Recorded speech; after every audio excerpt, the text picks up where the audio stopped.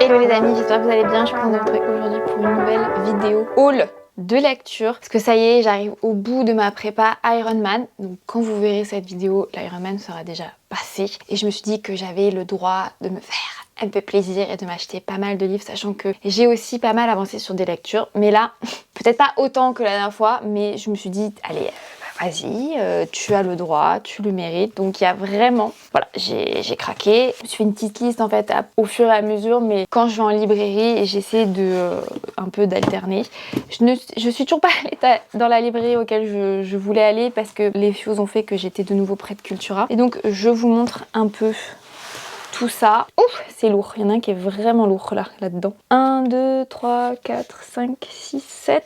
7, ça doit être ça, voilà, 7 livres. Tout parce que je me voulais me lancer un petit challenge, petite vidéo que j'avais envie de faire. C'est 3 livres recommandés par TikTok ou best-selling grâce à TikTok. Je vous les montrerai ces 3 là. Et on va commencer par les gros livres qui coûtent cher. Alors, une romance. Voilà, on va commencer par une romance de Ali Hazelwood qui a été traduit. Donc, il m'arrive déjà de lire souvent en VO, donc en version originale. Mais là, je suis tombée dessus, je me dis bon, allez, voilà, il a été traduit, tu l'as pas encore lu. Donc, je vais me lancer là-dedans cet été. On est sur un peu moins de 400 pages. Je sais pas pourquoi, je l'ai déjà sali ce truc. Donc, le sous-titre, c'est Il est champion d'échecs. Elle a juré de ne plus jamais y jouer. Je vous lis le résumé. Alors, petite parenthèse, pourquoi ça m'a attiré ce livre, c'est tout simplement parce que dans ma famille, on joue aux échecs. Mes frères, on joue aux échecs jusqu'à assez haut niveau, avec championnat de France, tout ça. Moi, j'ai jamais vraiment accroché avec les échecs, je préfère le préciser. Mais donc, ça m'a un peu parlé. Je me suis dit, écoute, après le côté plus science, on va passer au côté échec. Oui, il y avait des geeks dans ma famille. Il y en a toujours. Alors, il me tend la main, mais il a déjà les yeux rivés sur l'échiquier. L'espace d'un instant, je ne comprends plus ce qui se passe, où je suis, ni ce que je suis venue faire là. Je ne sais même plus comment je m'appelle. Bon, alors, après, il faut vraiment aimer Ali Hazelwood. Elle a un petit... quand même un humour particulier, et je sais que petit à petit, il y a certaines choses qui m'ont un peu gênée dans ses dernières lectures, où elle focalise sur certaines anatomies des hommes, et je me dis...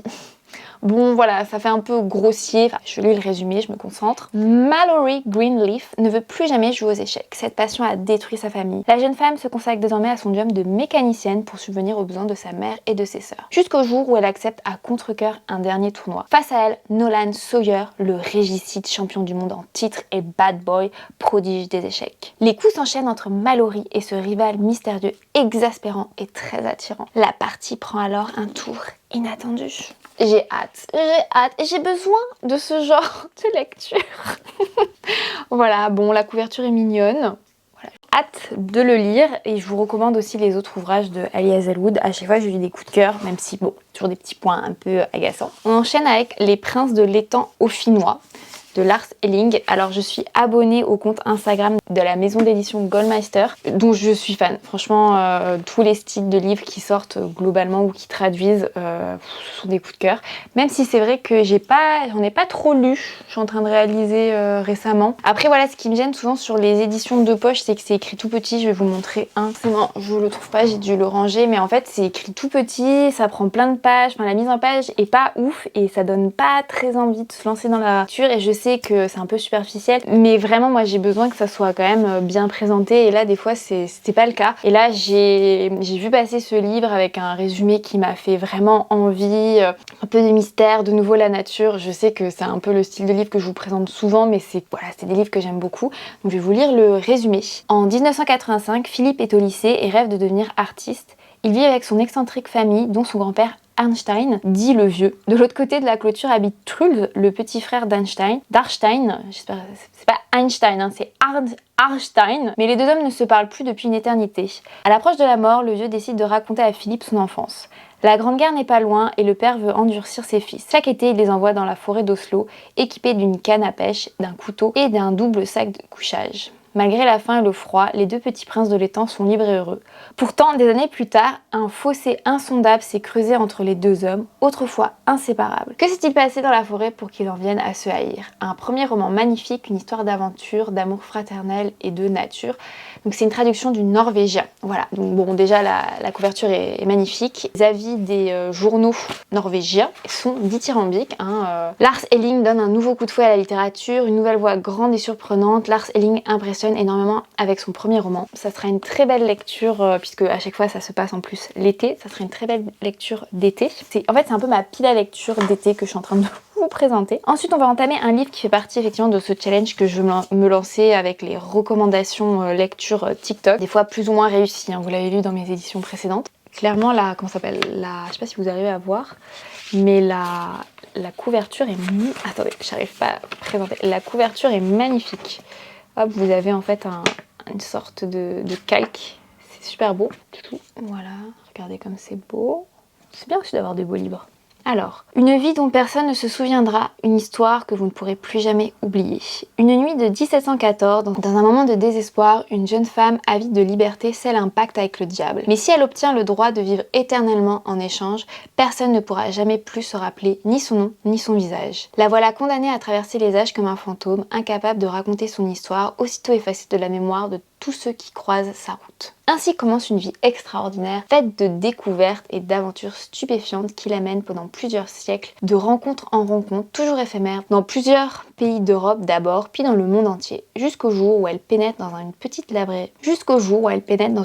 librairie à New York, et là, pour la première fois en 300 ans, l'homme derrière le comptoir la reconnaît. Que peut donc bien être la raison de ce miracle? Est-ce un piège ou un incroyable coup de chance? Embarqué dans un voyage à travers les époques et les continents, poursuivi par un démon lui-même fasciné par sa proie, jusqu'où Adi ira-t-elle pour laisser sa marque enfin sur le monde? Découvrez l'histoire sur plus de 3 siècles d'une femme dos au mur mais pourtant indomptable et de son affrontement avec les forces obscures qui cherchent à la réduire au silence. Donc on a un beau pavé de plus de...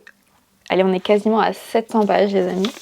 Donc le challenge que je vais faire il sera certainement assez long, mais voilà, on va se challenger cet été. J'enchaîne ensuite avec 4 romans de poche, dont 2 par curiosité que j'ai acheté. C'est un style que je lis pas du tout mais que j'ai pas mal vu passer sur TikTok, donc je vais en choisir un parmi ces 2 pour mon challenge, mais bien sûr je les lirai les 2. Je trouve que c'est important des fois d'essayer de s'ouvrir un peu à d'autres styles de littérature. Voilà, donc là c'est japonais, c'est des romans plutôt contemplatifs où il se passe pas grand chose, mais moi ça me dérange pas, j'aime bien ça. Donc je vous présente le premier, donc c'est de Nashiki Kao, L'été de la sorcière. Bon, l'été, voilà, vous avez compris un peu. L'été, j'ai fait vraiment des achats été. Donc je vous lis le résumé. On passe lentement un col et au bout de la route dans la forêt, c'est là. Maison de la grand-mère de Mai, une vieille dame d'origine anglaise menant une vie solide et calme au milieu des érables et des bambous. Mai, qui ne veut plus retourner en classe, oppressée par l'angoisse, a été envoyée auprès d'elle pour se reposer. Cette grand-mère un peu sorcière va lui transmettre les secrets des plantes qui guérissent et les gestes bien ordonnés qui permettent de conjurer les émotions qui nous étreignent, cueillir des fraises, des bois et en faire une confiture d'un rouge cramoisi presque noir. Prendre soin des plantes du potager et aussi des fleurs sauvages simplement parce que leur existence resplendit. Écoutez sa voix intérieure. Ce n'est pas le paradis, même si la lumière y est si limpide, car la mort habite la vie et en nous se débattent les ombres de la colère, du dégoût, de la tristesse. Mais auprès de sa grand-mère, Mai apprendra à faire confiance aux forces de la vie et aussi aux petits miracles tout simples qui nous guident vers la lumière. Ce livre, qui prend sa source dans les souvenirs d'enfance de l'écrivaine, coule en nous comme une eau claire. Alors franchement, et l'intérieur est aussi vraiment bien présenté. On est sur quasiment 200 pages. Je sais qu'il a l'air épais, mais au final c'est parce qu'il est assez étroit comme livre. Je sais pas, voilà, enfin bref, en tout cas ça a l'air, voilà, j'espère que je vous ai donné envie. Moi en tout cas en lisant le résumé je me suis dit bon, ça a l'air d'être encore une histoire un peu autour des femmes, contemplative, la nature, vous me connaissez. On enchaîne toujours sur une littérature japonaise, donc c'est de Michiko Aoyama, La bibliothèque des rêves secrets. Alors déjà c'était trop mignon la petite couverture. La bibliothèque des rêves secrets, imposante et énigmatique, coincée entre le paravent et le bureau d'angle d'une petite bibliothèque au cœur de Tokyo, Sayuri Komachi attend patiemment ceux qui décident de venir la voir. Hommes ou femmes, jeunes ou vieux salariés ou retraités, ils sont tous au carrefour de leur vie. À chacun, la mystérieuse bibliothécaire propose un ouvrage totalement inattendu, bien loin de celui qu'ils étaient venus chercher. Et derrière cette lecture imprévue se dessinent toujours les premiers jalons d'un nouveau départ. Un roman choral poétique qui célèbre le pouvoir des livres et l'importance d'une personne attentive et attentionnée peut avoir sur le destin d'autrui. Voilà, Donc on est pareil, on est sur... bon là c'est un peu plus... voilà, l'intérieur, voilà. Vu qu'on parlait un peu de l'intérieur des livres, là c'est un peu différent. Le papier est un peu moins de qualité. Mais en fait je trouve que c'est ça, des fois dans les livres de poche, ce qui est difficile à lire c'est la taille, des caractères, des fois la présentation. Mais là ça a l'air super. Aussi un peu, je pense, leçon de vie. Peut-être que j'ai besoin de leçons de vie, c'est pour ça que je les ai achetés. On enchaîne sur, pareil, d'autres livres. Donc en fait ça sera le 3e livre recommandé par TikTok. Mais il y en avait aussi un autre. Mais en fait Toni Morrison, on n'arrête pas de me le recommander. J'ai acheté plein de livres en fait en VO et je sais pas pourquoi mais j'arrive pas des fois à rentrer dans ces récits en VO. Donc je me suis dit que j'allais tenter une version traduite. Et bon, comment dire, forcément la couverture fait aussi très estivale mais l'intérieur n'est pas du tout estival. Donc je vais vous lire le résumé. Donc Toni Morrison, Love. À sa mort, Bill Cosy, laisse derrière lui un champ de bataille où s'affrontent les femmes de sa vie. Liées par la jalousie et la douleur, May, Christine, Heath Jr. et Vida ne peuvent renoncer au souvenir de cet homme charismatique et monstrueux. Retraçant leur destin, elles entonnent le chant implacable d'un amour aux 1000 visages. Alors Toni Morrison, je suis justement un influenceur sur TikTok qui arrête pas de recommander et je crois que lui c'est celui qui ressort le plus. Donc écoutez, on verra et c'est exactement ce dont je vous parlais sur l'intérieur des livres, que c'est super difficile en fait de lire en VO. Donc je vous montre en fait là. Vous avez très peu de marge, c'est écrit assez petit et je vous montre la différence en fait avec cet autre livre qui est aussi... Voilà, je sais pas si vous avez... Voilà, oui, ça se voit. La densité en fait. Pour moi, c'est vraiment un problème de densité. Là, c'est hyper aéré, vous avez vraiment des marges. Et là, c'est... Voilà. Je sais pas si vous arrivez à voir. Et en fait, ça me fatigue énormément de lire des livres comme ça. Je porte pas de lunettes ni quoi que ce soit, mais c'est juste que... en fait, c'est impressionnant. Vous ouvrez, il y a quasiment pas de marge, c'est hyper dense. Voilà, je vous montre un... Voilà. Ça donne pas forcément envie par rapport à, par exemple, une présentation comme ça. Alors peut-être qu'il y a un peu plus de dialogue ici, mais c'est un peu plus aéré. Et je trouve que... c'est plus facile, c'est moins impressionnant. Je sais pas, donnez-moi votre avis si vous aussi ça vous touche un peu l'intérieur des livres de poche. Parce que, en fait, quand je choisis un livre et que je l'ouvre et que je vois ça, je fais non, je vais peut-être aller sur lui, hein, qui est un peu plus aéré, qui me donne plus envie que lui. Et c'est dommage, voilà, c'est dommage. Le dernier, en fait, j'arrêtais pas de le voir donc pas une édition de poche, les grosses éditions comme ça. Et je me dis, bon, on va attendre en fait qu'il sorte en poche parce que déjà il est long. Et surtout, les avis sont hyper partagés sur ce livre. Moi, personnellement, déjà, la couverture, elle me fait un peu peur. Franchement, ça me fait flipper, quoi. J'ai l'impression de regarder une œuvre d'art dans la maison de ma grand-mère et de faire des cauchemars la nuit. Donc, je vous lis d'abord le résumé. Hein. Donc, c'est Cléopâtre et Frankenstein, Coco Mellor, une histoire passionnante dans un New York qui ne dort jamais.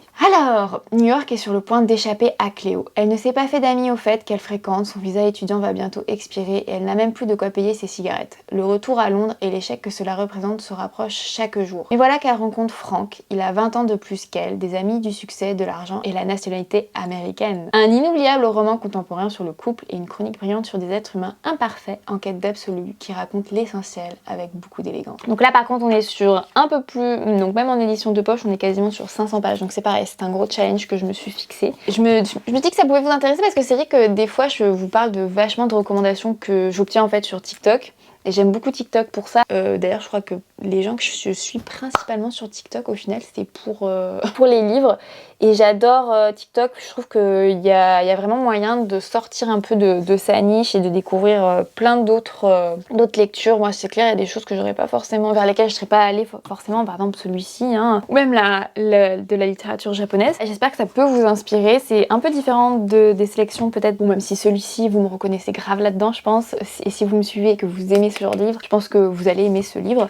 Si jamais vous aimez justement les livres un peu autour de la nature, avec des aventures, du mystère, les amis, franchement, la maison d'édition Gallmeister, je crois que c'est une des rares maisons d'édition que je suis sur Instagram et je vois souvent leur feed, leurs recommandations. Voilà pour cette dernière vidéo haul. Je sais que ça vous plaît, donc je me suis dit que j'allais continuer. Il y en aura... Je pense pas que là qu'il y en ait bientôt d'autres parce que j'ai pas lu autant que j'aurais dû, la fatigue, tout ça, le boulot. Je vous les présente quand même, ça sera vraiment des lectures d'été. D'ailleurs je sais pas quand est-ce que cette vidéo sortira, ça se trouve ça sera déjà l'été. J'espère que ça vous plaît, n'hésitez pas à me partager en commentaire, vous si vous avez eu des achats récents. Pensez à vous abonner à ma chaîne YouTube, à laisser un petit like, même si vous faites que passer. Je sais que des fois c'est un peu intimidant de laisser un commentaire, donc laissez-moi juste un like, ça me fait toujours très plaisir. Et ça m'encourage parce que c'est vrai que c'est pas des vidéos très vues sur ma chaîne YouTube. Mais voilà, moi ça me fait plaisir à chaque fois de vous les partager. Et l'essentiel, c'est ça, c'est que ça me fasse plaisir, que ça fasse plaisir à un peu de monde comme vous. Merci d'être ici et les amis, je vous dis à très vite sur Instagram, sur YouTube, peu importe.